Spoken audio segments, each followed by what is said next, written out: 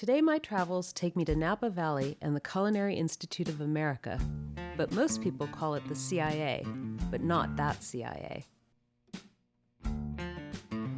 First, I'm headed to the Charles Krug Winery, and I'm not here for the wine.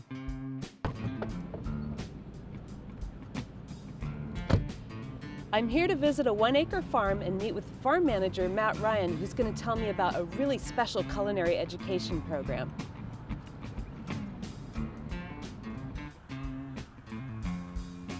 Hi, Matt. Hi, Christy. Nice to meet you. Nice to meet you, too. Welcome to the Culinary Institute of America Student Farm.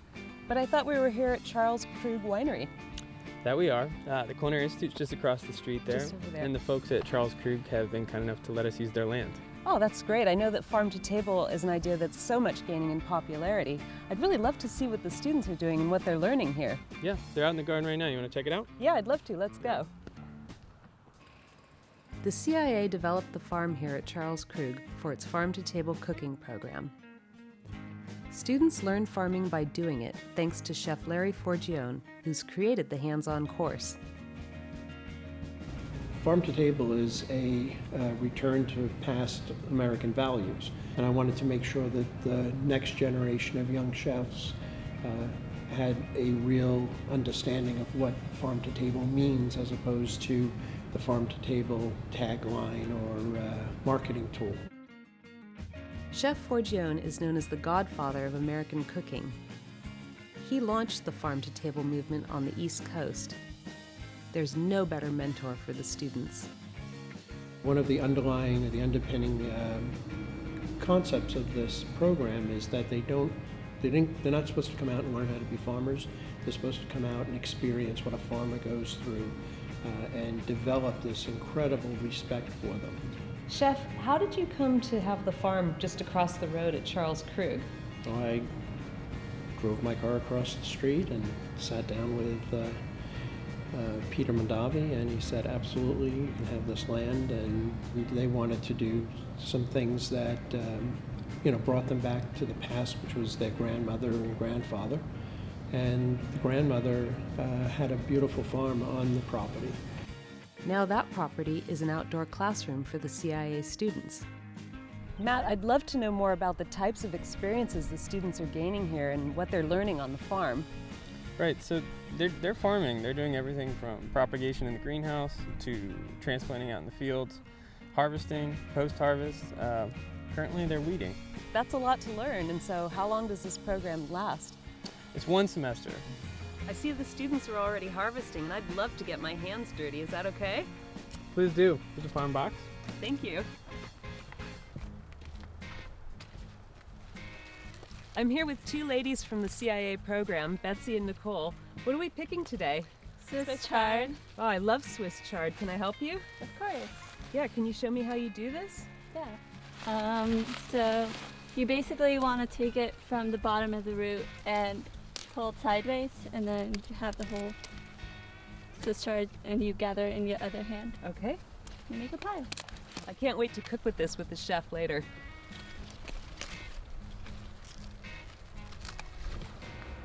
Hey, Josh. Hey, Christy, how are you? Good, how are you? What are you doing? I'm trellising these vines up, the tomatoes. And what does that do for them? It helps keep the plant growing straight up so the fruit doesn't hit the ground and start rotting prematurely. So you're learning a lot of stuff here, doing a lot of different activities. What sorts of things are you doing? Mostly it's a lot about the soil condition, so we learn every day what's going on with the soil. We add fertilizer, different amendments, all organic, and then we do a lot of weeding. I'm a soils guy. I like to make the connection for them of soil health and human health, right? So what is the nutrient density of the foods that we're eating? But also just the labor that goes into a tomato, right? From starting it in the greenhouse to harvesting it, to just appreciate that piece. But students learn more than just farming. Hi, Kristen. Hello. What are you doing? I'm deadheading zinnia. One of the biggest costs in a restaurant is actually fresh flowers. So we planted our own flowers to cut down costs and learn how to grow. But Matt and I are on a mission, picking veggies at their peak for a dish that I'll help Chef Forgione cook up. Matt shows me how to pick kale. At the base and press down, right? Yep, there you go. Perfect. There you go. Beautiful. Great. We harvest purple torpedo onions, dig up some carrots, and gather tomatoes. Very sweet. And a few unusual items. Malabar spinach that grows like a vine, and Mexican gherkins. Can I eat it raw? You can eat it raw. Tastes like a cucumber. It's good. It's clear this is a great way for the CIA students to learn. What do you think you'll take away from this experience? Honestly, a deep and abiding respect for farmers. You know, the work is incredibly difficult. You know, the conditions are really, really hard, and they make a great product. I've got this beautiful box of freshly picked local produce, and I can't wait to bring it over to the CIA kitchen and see what we can make with it with Chef Forgione. I'm now in the kitchen at the conservatory at the CIA with Chef Larry Forgione.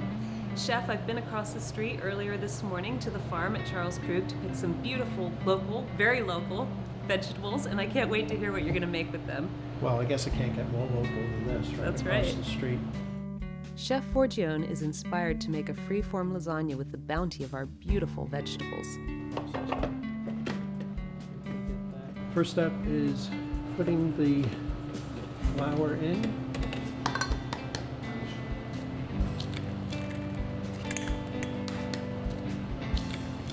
All right, we're going to put the lid on.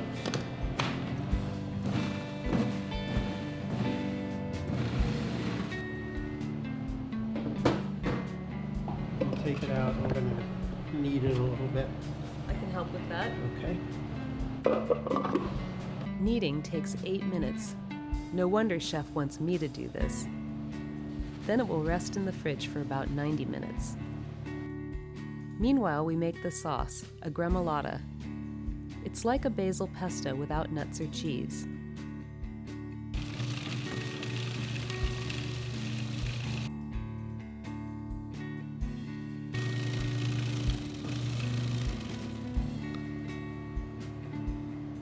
Time to taste. Very bright. The fresh basil is very assertive. Now that our dough has rested, Chef Forgione gets ready to roll.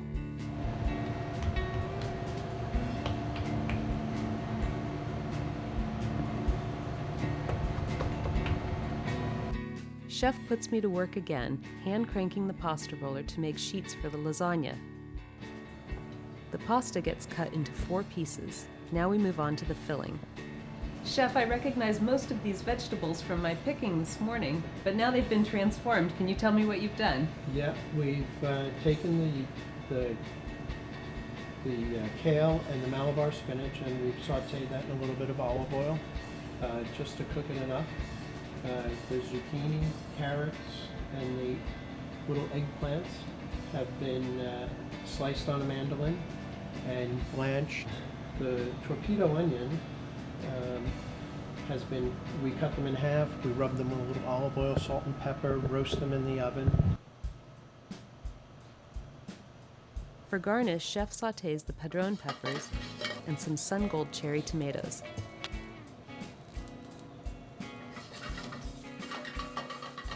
Chef, you have one more ingredient for the lasagna that we haven't heard about yet. We made a little ricotta right before we started to make this. It's nice, it's still warm. We would take whole milk and add some sort of acidification to it, and then bring it up to 180 degrees, and it would coagulate. Yes. We found that we get much more ricotta from the milk if we use buttermilk. And what's the ratio of buttermilk to whole milk? For a gallon of milk, it would be 8 ounces of buttermilk. Okay. But the buttermilk also has to be a true live cultured buttermilk. Like so a it live has to be yogurt. like a good live yogurt. About to give it a taste, see what you think. I'd love to.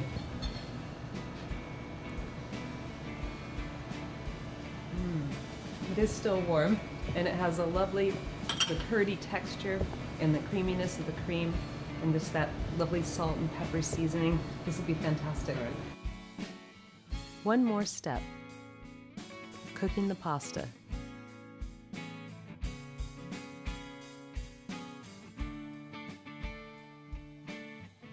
And then we're ready to create our lasagna.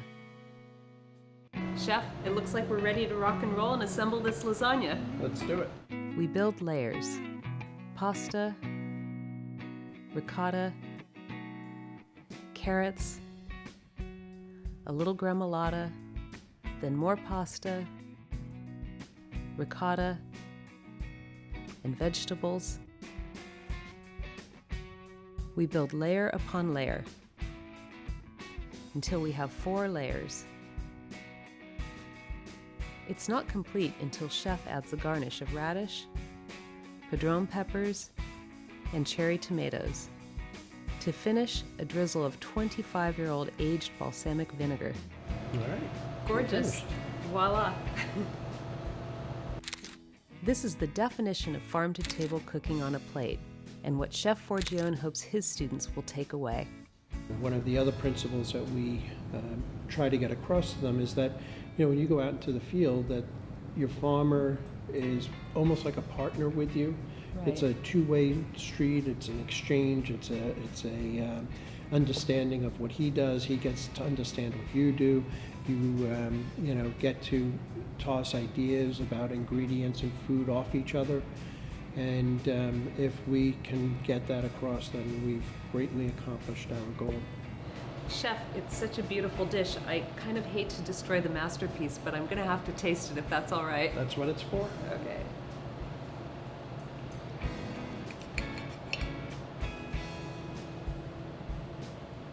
That is sensational. The crispiness of the greens is what really strikes me the most. But it's just the combination of all of these beautiful, fresh, local flavors. It does not get any better than this. Thank you, Chef. Thank you.